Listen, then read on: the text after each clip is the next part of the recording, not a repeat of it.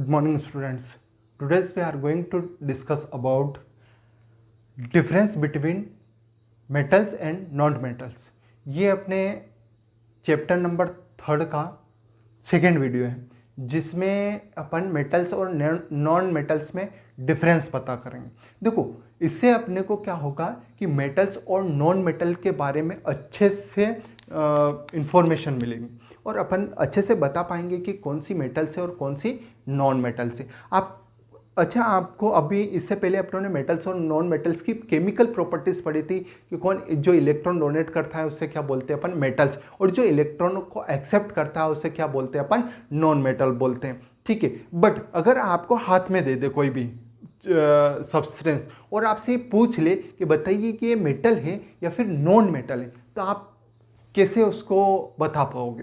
तो इसके लिए क्या करना पड़ेगा अपने को कि इनका डिफरेंस अपने को पता करना पड़ेगा। तो देखो, मेरे साथ आप इनको इजीली पहचान पाओगे। मैं इनमें से आपको डिफरेंट बताऊंगा तो आप इजीली, अगर आपके हाथ में कोई सब्सटेंस दे दे और आपसे पूछ ले कि मेटल्स कौन सा है इसमें और नॉन मेटल कौन सा है, तो आप इजीली इसको इनमें डिफरेंस पता कर सकते हो और या फिर आइडेंटिफाई कर सकते हो। ठीक है, देखो फर्स्ट पॉइंट से स्टार्ट करेंगे अपन। फर्स्ट पॉइंट है अपना मेटल्स और नॉन मेटल्स में डिफरेंट का फर्स्ट पॉइंट है फिजिकल स्टेट। क्या है? फिजिकल स्टेट क्या है? ठीक है, तो फर्स्ट पॉइंट अपन पता करेंगे फिजिकल स्टेट। अब देखो, फिजिकल स्टेट में अपन क्या क्या पढ़ेंगे, इसमें से फर्स्ट पॉइंट क्या पढ़ेंगे अपन मेटल्स में, metals exist in solid state। सारी मेटल्स जो है किस स्टेट में प्रेजेंट रहती हैं? सॉलिड स्टेट में। ठीक है ना। मेटल की एक बात ध्यान रखना, सारी मेटल जो है किस स्टेट में है? सॉलिड स्टेट में। फॉर एग्जाम्पल आप क्या ले लो, आयरन ले लो। एग्जाम्पल के फॉर्म में आप क्या ले लो? एग्जाम्पल के फॉर्म में आप आयरन ले लो। आयरन कौन से स्टेट में रहता है? सॉलिड स्टेट में। ठीक है, अच्छा इसके लिए और आप क्या ले लो? कॉपर ले लो। कॉपर भी कौन से स्टेट में है? इसमें सॉलिड स्टेट में पाया जाता है। बट ध्यान रखना, एक ये एग्जेप्शन बता रहा हूं मैं कि कौन कौन से इसमें एग्जेप्शन प्रेजेंट रहेंगे। एक्सेप्ट Hg मीन्स मर्क्यूरी, या फिर इससे क्या बोलते हैं अपन? मर्क्यूरी, या फिर क्या बोलते हैं अपन? पारा। ठीक है, तो ये जो है रूम टेम्परेचर पर लिक्विड स्टेट में प्रेजेंट रहती। पूछा जाता है, बहुत ही इंपॉर्टेंट क्वेश्चन, कि ऐसी मेटल्स का नेम बताओ जो लिक्विड स्टेट में प्रेजेंट रहती है ना। तो एक एग्जेप्शन है। क्या है एग्जेप्शन अपना? Hg में मतलब पारा जो है कौन सी स्टेट में प्रेजेंट रहता है? कौन सी स्टेट में प्रेजेंट रहता है पारा आपका? ये प्रेजेंट रहता है आपका लिक्विड स्टेट में प्रेजेंट रहता है। ठीक है ना। कौन सी स्टेट में प्रेजेंट रहता है? लिक्विड स्टेट में। बाकी सारी मेटल्स कौन सी स्टेट में प्रेजेंट रहती है?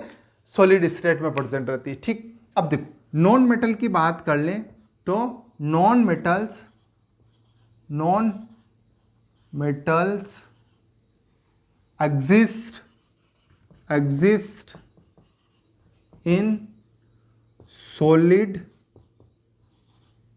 and gaseous state। कौन सी स्टेट में? सॉलिड और गैसियस स्टेट, दोनों ही स्टेट में नॉन मेटल एग्जिस्ट करती है या फिर नॉन मेटल प्रेजेंट रहती है। क्लियर है? ओके, अब देखो, अब अपन नेक्स्ट पॉइंट, अगले पॉइंट की ओर बढ़ते हैं अपन।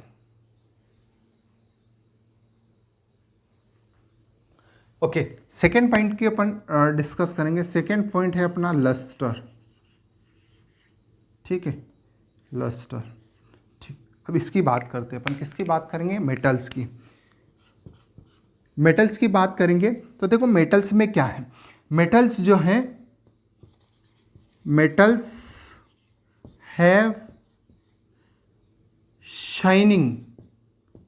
शाइनिंग सरफेस मेटल्स की जो सरफेस होती है वो कौन सी होती है? Shining surface, shining surface, surface मतलब उनकी जो सरफेस होती है वो चमकदार होती है, शाइनिंग सरफेस रहती है। किसकी? मेटल्स की। सारी मेटल्स की कौन सी सरफेस रहती है? शाइनिंग सरफेस रहती है, मतलब सारी मेटल्स जो है चमकदार रहती हैं, ठीक है ना। अब देखो, ये तो मेटल की बात हो गई। नेक्स्ट अपन इसकी बात कर लेते हैं, किसकी? नॉन मेटल की। They lack, they lack of lustre, मतलब इनकी जो सरफेस है वो शाइनिंग नहीं होती है ना, ये चमकदार नहीं होती। बट एक्सेप्ट, मतलब इसमें भी एक्सेप्शन है, उनकी आज डिस्कस कर लेते हैं अपन। एक्सेप्ट आयोडीन, और एक और मेटल से, कौन सी मेटल? ग्रेफाइट। ग्रेफाइट तो आपने देखी होगी। इन दोनों की अपन बात करें तो इनकी सरफेस जो है शाइनिंग होती है। ग्रेफाइट तो देखा होगा आपने ना, ग्रेफाइट देखा होगा, वो शाइन मारता है, शाइनिंग सरफेस रहती है ग्रेफाइट, ठीक। और आयोडीन की भी कौन सी सरफेस रहती है? शाइनिंग सरफेस रहती है।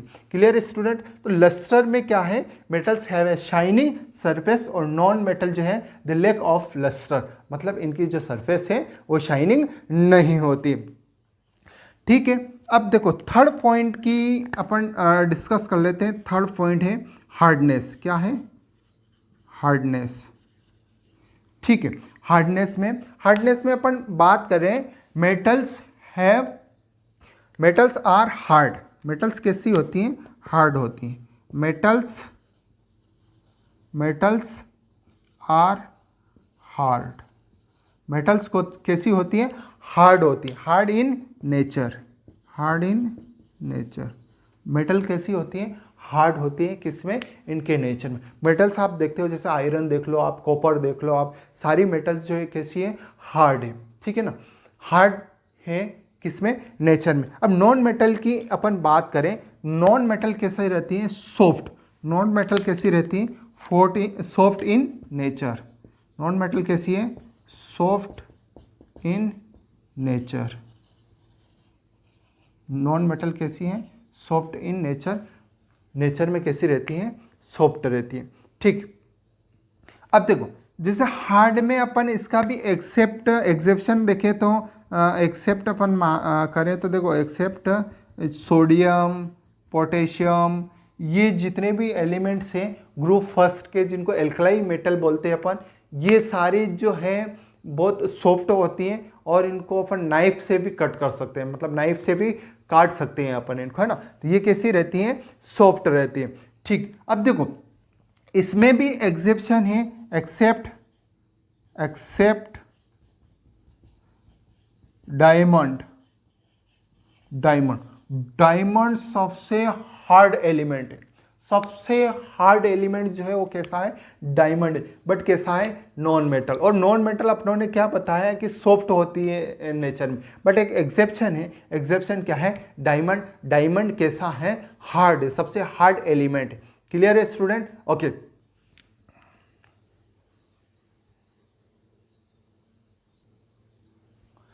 ओके स्टूडेंट्स, नेक्स्ट पॉइंट है अपना मेलिएबल। मेलिएबल देखो, अब इसमें क्या है? मेटल्स में क्या है? मेटल्स है बिटन, बिटन इनटू शीट्स, मतलब इनको अगर अपन बिट करें तो इनको शीट बनाई जा सकती, इतनी मेलिएबल होती। For example AU and Ag, AU and Ag, मतलब ये क्या है? गोल्ड, और ये क्या है? सिल्वर। दोनों को अपन बीट करें तो बहुत ही पतली लेयर इनकी बनाई सकते, पतले चद्दर अपन इनका बना सकते। बहुत ही आपके पेज, आप A4 साइज में अब भी आप नोट्स बना रहे हो, उस जो पेज है उस पेज के जैसे इस मेटल्स को अपन बना सकते हैं, ठीक है। अब नॉन मेटल की अपन बात करें, नॉन मेटल की अपन बात करें, they are brittle, they are brittle in nature, they are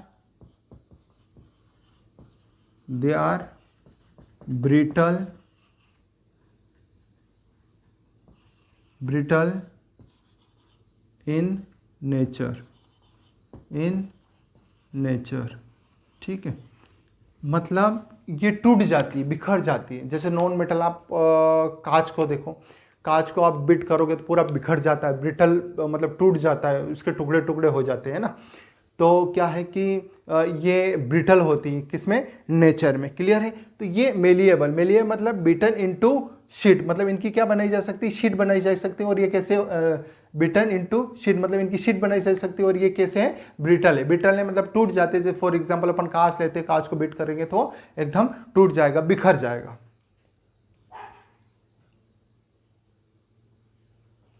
okay student, next है डक्टिलिटी या फिर डक्टाइल प्रॉपर्टी।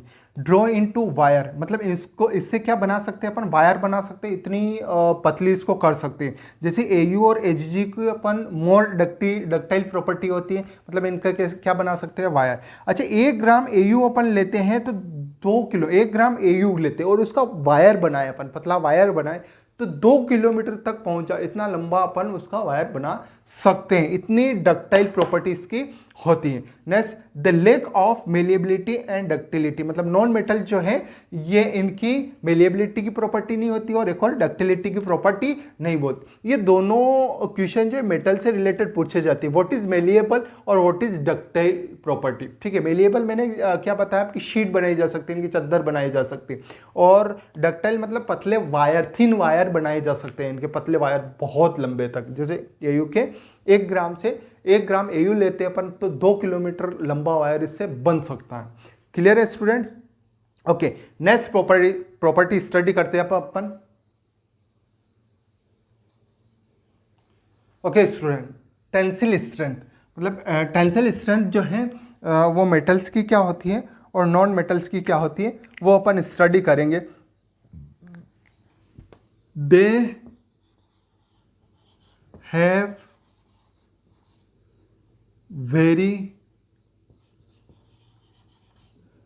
टेंसिल स्ट्रेंथ, ठीक है।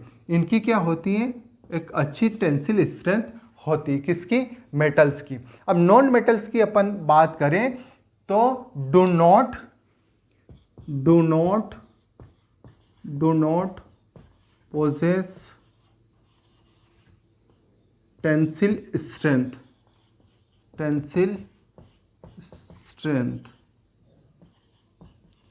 ठीक है। इसमें टेंसिल स्ट्रेंथ होती है और इसमें टेंसिल स्ट्रेंथ नहीं होती।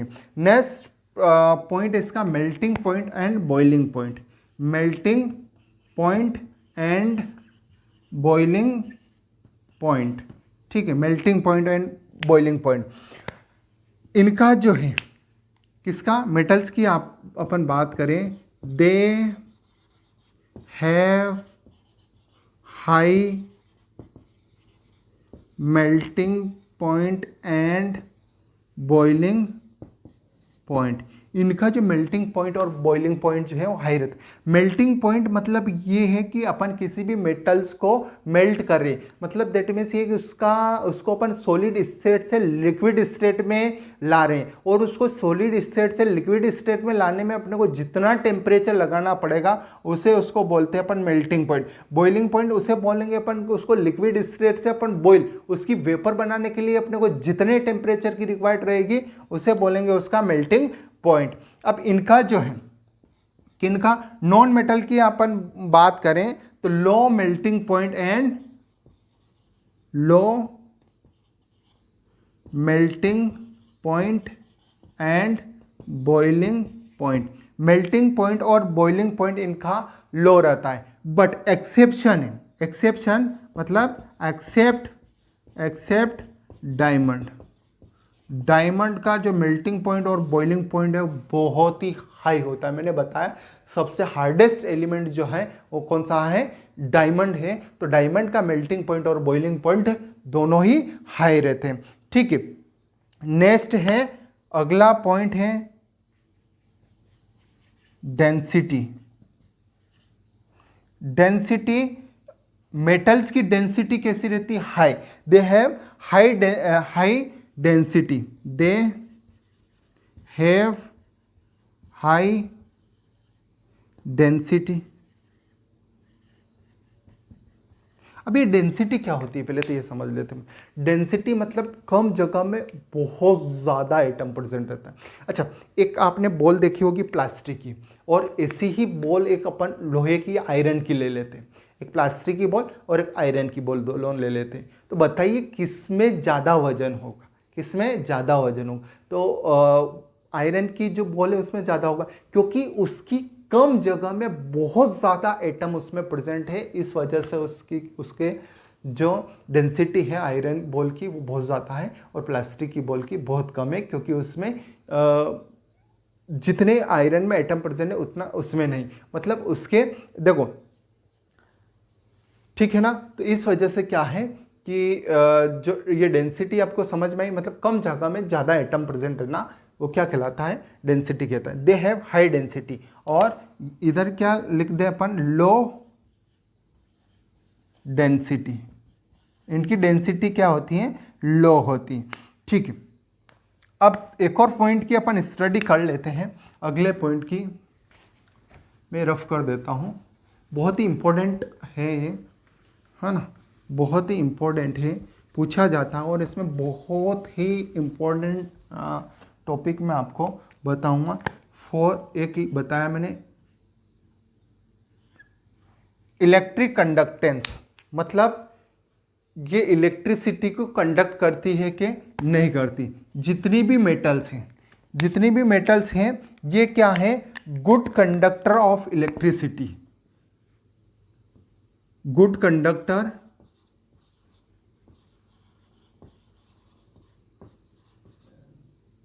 Conductor of electricity.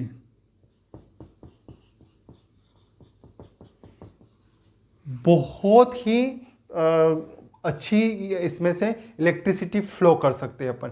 हीट की भी अच्छी कंडक्टर रहती है मेटल्स, है ना, क्लियर। आपसे एक क्वेश्चन पूछा जाता है कि सबसे अच्छी, मतलब सबसे हाईएस्ट इलेक्ट्रिसिटी कंडक्ट करने वाली मेटल्स का नाम बताएं, तो वो है Ag।